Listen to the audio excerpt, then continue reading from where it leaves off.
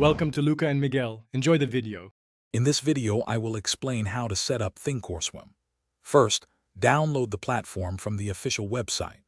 Once downloaded, you'll need to create a new account or simply log in using your existing credentials.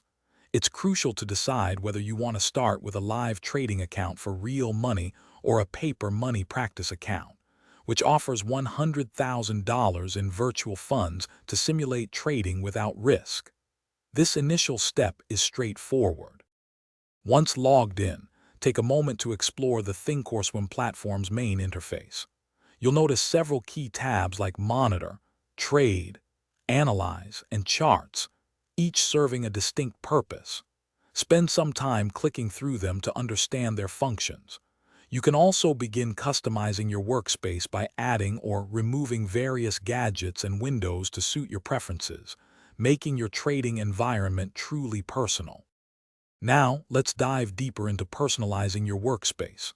A great starting point is creating watch lists to keep an eye on your favorite stocks and options. For faster execution, consider setting up active trader windows, allowing for one-click order entry. Don't forget to configure your chart settings, adding indicators like moving averages or Bollinger Bands, and customizing drawing tools to enhance your technical analysis. Finally, let's place your very first trade safely within the paper money account.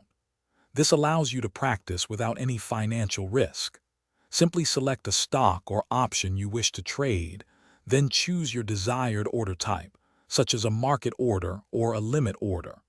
Carefully review all the trade details, including quantity and price, before confidently submitting your practice order.